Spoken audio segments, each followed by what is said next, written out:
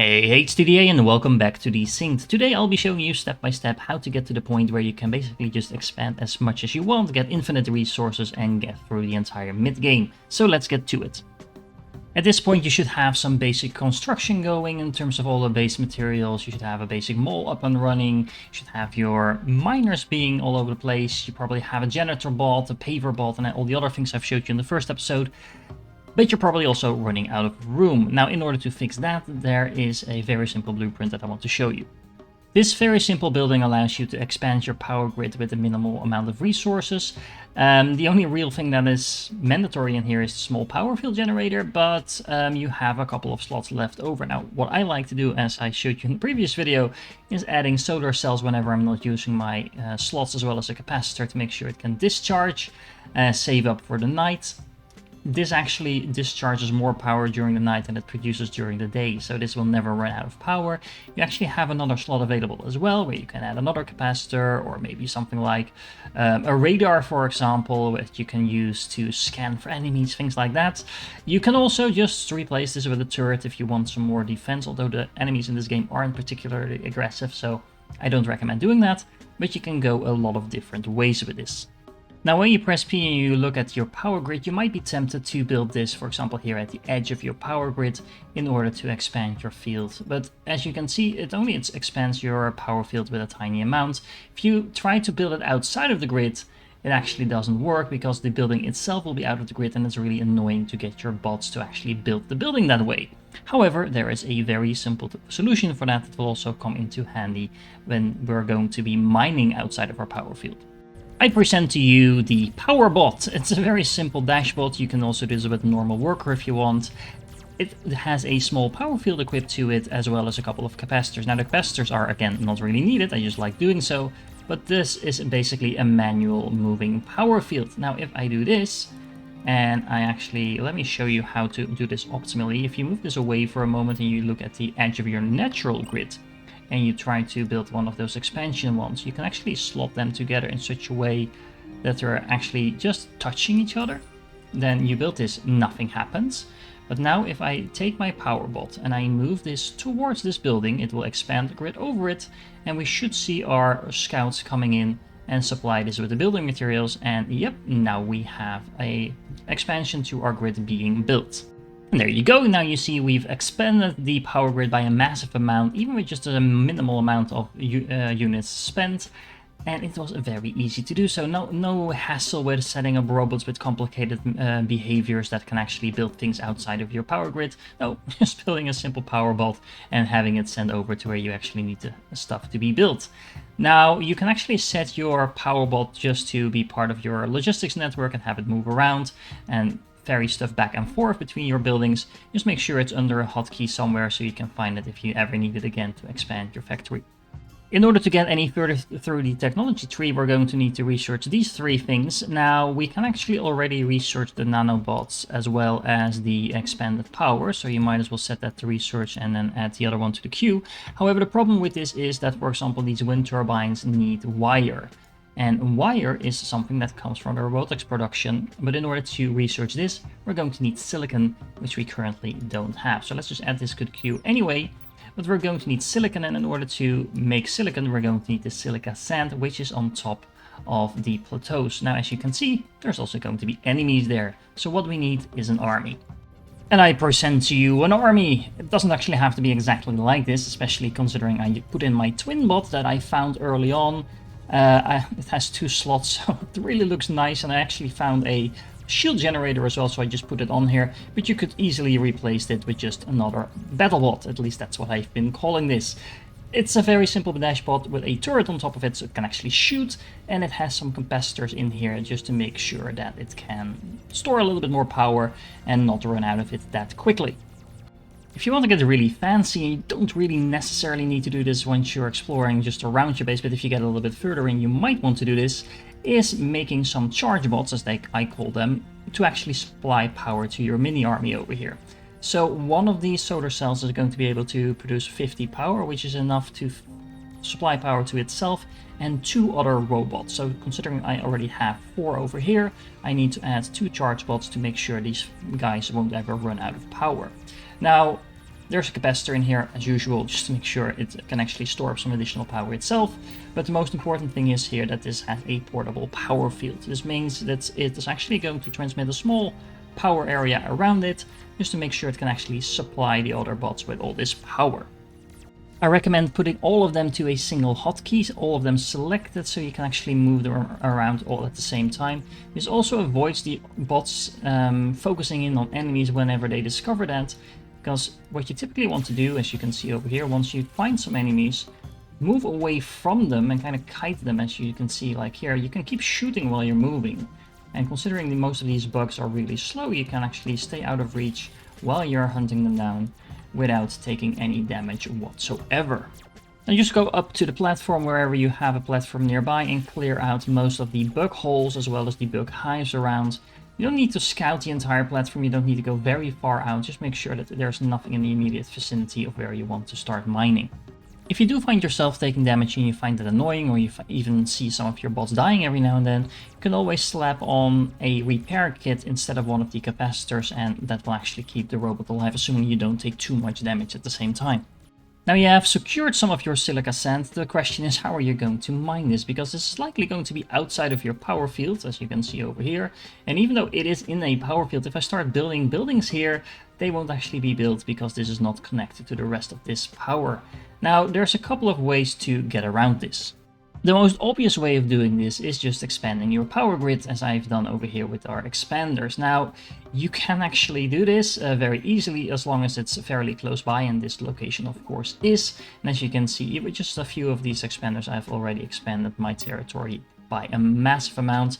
Our paver bot is actually paving the concrete down here, so this is a very simple and kind of brute force way of doing this. However, if you're mining something that's further off your base, this might get inconvenient very fast. A quick and dirty solution to actually build something off your power grid is connecting your power grid anyway by using our little power bots like I've shown over here. As long as you connect your existing power grid to the one you have over here, you should find that your robots recognize that there is now something there requesting to be built.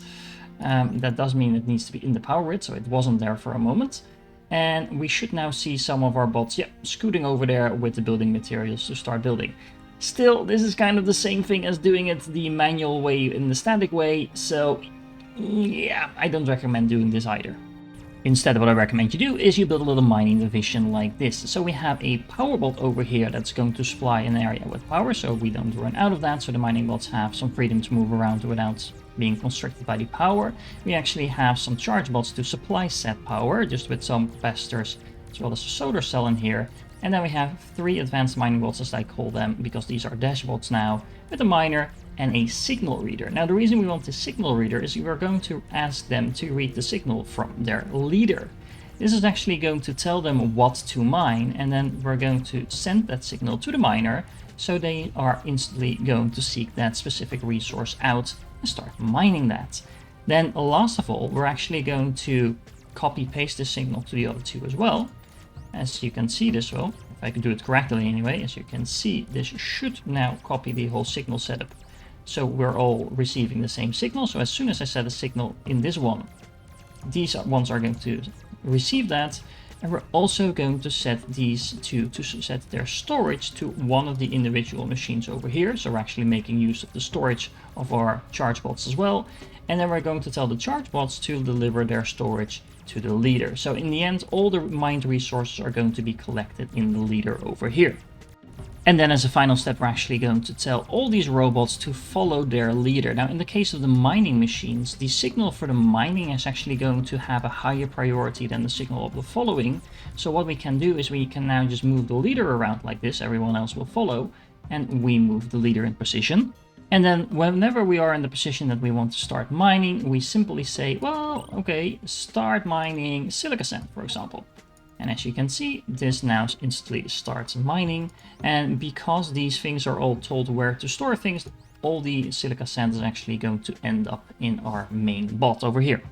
Now, in order to actually get our silica, we need to import it to a storage unit over here. We need to make the silicon into, or silica sand into silicon, and then of course we need somewhere to put it. So in order to get this here, you're going to need a transport bot, and the easiest way to do this is right click over here, set it to a transport route like I've already done, and then it's very simple. You just tell it, hey, you go pick up your stuff over here at the main bot here, and then you're going to deposit everything you pick up over here.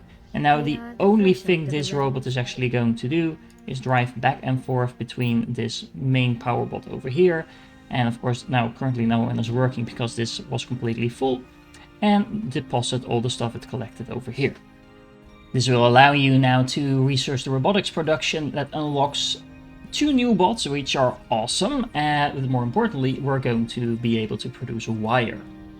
And in order to make wire, I like to use a simple setup like this. You're going to need 2 metal bar smelters, you're going to need 2 plate smelters, fabricators, I keep going on smelters, and you're going to need some more fabricators to make the wire. Now you're going to need some silica sand, not the actually silicon itself, as well as those plates to make the wire. The plates are going to be input from over here, and then we're going to use this storage unit as a dual thing. There's actually going to request the inputs as well as store up the outputs, and over here we have one for the metal ore. Now of course you're going to need another transporter because the other transporter is only transporting the sand to over here, so we're going to set a secondary line to deliver some sand over here. And you're also going to need 3 miners in order to make sure that you have enough metal ore coming in, so all of these 3 miners are dedicated to ore. Now on the topic of transport bots, it's actually less and less efficient as you get into the mid and late game to have the transport bots deliver their own materials to the central storage. You can do that a lot smarter by using transport lines as well. Setting up a transport line with a very small and efficient program is going to be pretty straightforward. So what I've done over here, I set 4 parameters just for source 1, source 2 and source 3. Those are going to be the miners where we're going to be picking up stuff. You can add as many as you want. And then a delivery point. Now you can also add more delivery points, more miners, and just have it drive all around the place. I like to keep things simple, but there's nothing stopping you from making it more complicated, of course. All this program is doing is it's going to pick up items from the first miner, then pick up items from the second, pick up items from the third, and then deliver those items to the destination, and then rinse and repeat. Now, for example, this miner over here is actually driving back and forth to this storage unit, and this one will be doing the same. And that's of course not efficient, especially not as this route gets longer and longer if these resources are being used up. Because every time it's moving, it's not actually mining. So if I use a transporter with my program equipped, I can tell you, well, this is going to be your source 1, this is going to be your source 2, and then you're going to be delivering it at that storage, and off you go. Now it's going to pick up all the resources it can from those 2 miners, and drop them off here in the basic storage, and then it's going to drive right back and do the same. So you can see this actually avoids too much things stockpiling here as well. And as you can see, it's now sitting still. The only reason it's sitting still is because this storage is currently completely filled up on crystals, and of course I'm not really using all of these circuit boards at the moment, so this is why it's backing up. But this is a lot more efficient because as soon as there's room, this one is going to drive off and these miners are just going to sit here and keep mining. Now sometimes it can be a little bit hard to find out why a certain transporter isn't actually moving, which is why I recommend that you link the delivery station with the storage, because that allows you to get this little line on the map that you can find by pressing tab, and this will tell you where it is. If you don't do this, let me unlink this for a moment, sorry, like this, the program is still running, but I can see where it is tied to. But if I link this, then it's obvious, hey, look, it's tied to this storage, so that is where it's delivering. And remember that, of course, you can all put this up front in the blueprint. Like you can see over here, I have my mining blueprint here. I have the program preloaded. I have the link between the storage and the storage visual over there uploaded as well. That means that this robot is pretty much going to be good to go. I just need to tell it where to go as soon as it's created. Now we have silicon and wire, it is time to start mass producing the portable transporters, because that's going to make the logistics in our entire factory so much better. Every single layout I've shown you so far allows for the use of the portable transporters in it. All you need to do is just plug them in. Assuming you've already linked the buildings together, they will now automatically throw things to the adjacent building, and they're laid out in such a way that you don't need the transporters to do anything other than just delivering the resources and picking the end product back up in case it's needed somewhere else. And while you're upgrading your base, make sure you start researching gateway technology in order to unlock the even more advanced stuff. Now, you are going to need some robotics data cubes for that. You can find those in the things you can explore with the little puzzles in them. You shouldn't have any issues finding enough. You only need a couple of these in order to unlock this technology. But if you haven't found 5 yet, just go out and explore a bit more. This is also a good moment to maybe double up on your energized plate production. Just copy this facility you have over here. I just put it down here. Make sure if you copy paste buildings that you do reset the links, because as you can see right now the links are just linking to the original ones that I copied. But other than that, it's just a matter of copy and paste. Every single thing that you put in here will already be in here as soon as you build it. I also recommend upgrading all your blueprints so that there is a portable transporter in all your production buildings from the get-go. At this point you'll get into the, I think by now, familiar flow of unlocking a new technology, adding all the components to your mall, and then starting a new facility for whatever new materials that you just unlocked. You'll also notice that the builds will be becoming a lot bigger right now because of all the previous materials needed to be included. So for example, in order to have this single refinery making cables, we're going to need 2 fabricators making wire, 2 fabricators making plates, 2 fabricators making the metal in order to make those plates, and we're going to need 2 fabricators making silica. And then in order to make the high density frames, we're going to need the cable built twice in order to supply this with enough resources, and then we're going to need the energized plates built twice as well. Now I changed the shape of the builds a little bit in order to fit them nicely together to allow automated transportation throughout the build, so that basically you only need to supply this with raw resources. But you will notice that I left out the storage depots for the incoming resources, and there's a very good reason for that. Due to the amount of resources and the amount of places where you need those resources in these builds, it's really not convenient anymore to really have storage depots for those separately. Moreover, because you're probably running out of things to mine in close proximity to your base. As you can see, all the crystal has been mined over here, the metal ore is about to run out. You're going to need to set up remote outposts anyway, and that means it's better to now basically switch to centralized deposits anyway. And there's a couple of ways you can do that, but I prefer doing it as simple as possible with setting up a central hub to receive all these resources. And as you can see, I have that over here. I have one for the metal. These are the larger buildings that we just unlocked, and there's just one for every single base resource. So you can see I have one for metal, one for crystal, and one for the silicon sand. Now, basically what is happening, for example, over here, I have a huge amount of miners centralized, just making sure we get as much ore as we can. Then I have a couple of these more advanced twin bots that serve like a hub. It's actually just one that serves like a hub. This is going to collect all the resources. So all of these bots are going to basically provide this one with the hub. And then I have a couple of transporters driving up and down, as you can see, to collect that. Now you only need one hub. The other ones that are over here are just to supply some power. As you can see, there's some solar panels in there. And quite importantly, I built one of these cute little cups. And this is basically what I call a battery bot. There is a medium capacitor. This is a huge battery basically that will collect a lot of power, and of course some capacitors as well. The only function for this robot is to follow around the hub and make sure that these robots never run out of power. Now there is a downside to this, and that is that by default the buildings that are requesting stuff, so for example over here, are only going to request a tiny amount of stuff in order to make the next product. So that means that you're going to be seeing your bots driving up and down a lot just to basically transport tiny amounts of things. Now you can fix that to some extent by requesting items in your existing storage depots and basically setting this to an incredibly high amount. You can't actually set it to infinite, that doesn't work for some reason, but you can put it to something like 8,000 and that will last for a very, very long time. But you would need to do that manually, and you can only request one type of item at the same time. So if you have different types of inputs over here, that's actually not going to work. Now, I don't actually think this is necessarily a big problem, because as long as you have enough of these bots driving up and down, it's not going to be an issue as long as these buildings just keep producing stuff. And it's actually a very good way to ensure that things are being spread out across your different buildings and that the resources are going to go to the buildings that actually need them, because at some point you might have enough of a certain material and the production can stop. But still, it's completely up to you whether or not you want to go through the effort of setting up all these different requests. You also unlocked crystal powder, which is really simple to make, so just make sure you have a couple of buildings producing that as well, and then start researching all the things that you haven't unlocked yet.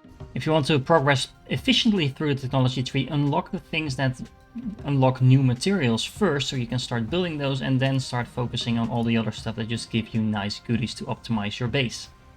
And while you're waiting for your research to complete, just go around with your hopefully upgraded army. As you can see, I built a lot of twin bots with some more power as well as turrets, and go exploring. Bring a couple of circuit boards and metal bars with you. That's the most required thing in these things.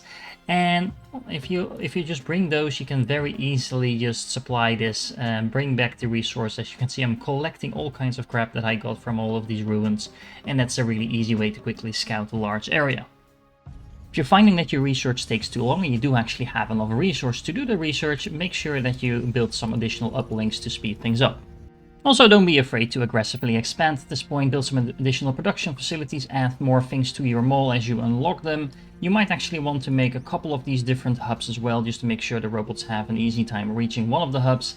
And in general, just keep progressing and expanding. I really like expanding my base and paving the planet as well, but that's completely optional. The benefit of doing this, however, is that you make it easier for your transporters to get access to power if they don't have access to that themselves, because you will find yourself mining further and further away from your main base. And of course, you're also going to want to set up some more of these mining hubs that I showed you before. So just designate one robot to be the hub commander, some others to supply power. In this case, I also like bringing one of these battery bots with me, and spread your mining out across all the different fields that you'll be finding. Power should be a non-issue at this point, because if you just build some wind power on the nearest platform and that's safe from all the enemies, you will find yourself with more than enough power to do whatever you want in the game. Most of the stuff that you unlock from this point onwards are just bigger, better versions of what you already have, with some exceptions that we'll be covering in the next episode. But don't be afraid to just keep unlocking new things, building, for example, refined crystals, unlocking a few more things with that, then unlocking the IC chip, building that, and keep unlocking, etc, etc. And just keep upgrading your robots and buildings as you go. You'll get bigger buildings, you get improved versions of things like the wind turbines and stuff like that. There's some exceptions to that I will cover in the next episode, but generally speaking, it's pretty much more of the same. It's just like in every factory game, expanding your factory and making things even bigger and better. Now, there's also a couple of other types of research that you can do. I'll also be covering those in the next episode. You don't necessarily need to go into that in a lot of detail to complete the game, but they're quite fun and a little bit different from everything that I've been doing so far. Now, the virus research starts as soon as you get close to one of these glitched bots. They will infect one of your units, or maybe a couple of your units, and that will allow you to start researching everything in the virus column. When it comes to the blight column, you will actually need to run one of your bots slightly into the blight. It will take some damage, and then you will get some access to that research. Finally, you will find some of these power plants, those human facilities that you need a system scan for, that you will unlock somewhere down the technology tree, and then you can start exploring those as well. I hope you found these tips and tricks and these step-by-step guides to get through the mid-game useful. If you did, make sure you like and subscribe, and I hope to catch you in the next one.